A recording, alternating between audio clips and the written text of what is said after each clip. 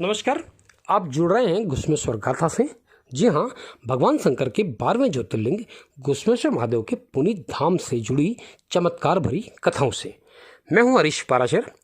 आज आपको ले चलता हूँ मंदिर परिसर में ही नाग देवता के स्थल से। मान्यता यह है कि नाग देवता मुख्य गर्भगृह में भगवान शिव के 12वें ज्योतिर्लिंग के दर्शन करने आते हैं।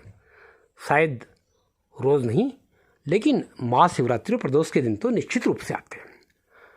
नाग देवता का स्थान भले ही आज मंदिर के रूप में अलग इससे बना दिया गया हो, लेकिन जिन्होंने मंदिर के पुराने रूप को देखा है वे बताते हैं कि मंदिर परकोटे के दक्षिण हिस्से में नाग देवता की महज बामी मात्र थी, घने जंगल के बीच। वैसे भी हिंदू धर्म में नागों को पूजनीय माना जाता है और भगवान शंकर ने तो इन्हें अपना आभूषण ही बना रखा है। गांव, कस्बों, खेत खलिहानों में आपको जगह जगह पर नाग देवता के चित्र अंकित किए हुए स्मारक मिल ही जाएंगे। ये भी चर्चा है कि ये जिस बाम्बी का मैं जिक्र कर रहा हूँ नाग देवता के स्थान की, उसे पहले सिंगा बाबा का स्थान कहा जाता था। ये नाम क्यों हुआ, इसका भी जवाब किसी के पास नहीं है। और आज जो घुश्मेश्वर मंदिर का मुख्य शिखर के चारों ओर परिक्रमा मार्ग है, उसके ठीक पीछे वाले हिस्से पर वहाँ पहले निर्माण कार्य नहीं था। ये वो जगह है जहाँ आज कालरा सभा भवन है, कभी घने कंडीर के पेड़ थे।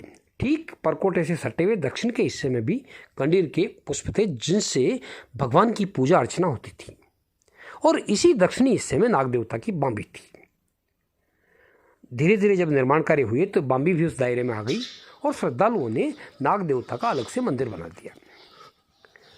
अब चर्चा उन चमत्कारों की जिसके बारे में कहा जाता है कि नाग देवता का अस्तित्व इस मंदिर में लगातार कैसे बना हुआ है।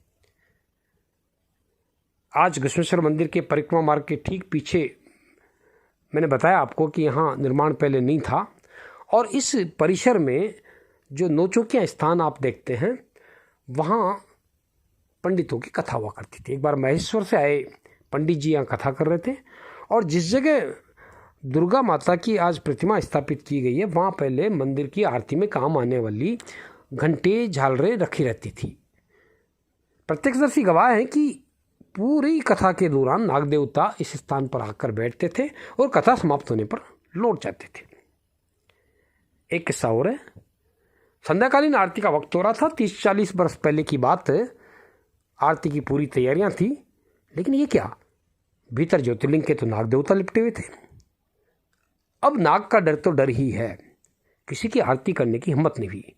मेरे छोटे बाबा मूलचंद जी पारासर को बुलाया गया। उनको मूल जी महाराज के नाम से जाना जाता था। मूल जी महाराज ने प्रार्थना की नाग देवता से कि बाबा आरती कर लेने दो, कोई गलती हो गई हो तो माफ़ करो। चमत्कार, नाग देवता परिक्रमा के रास्ते होते हुए अपनी बाम्बी में चले गए।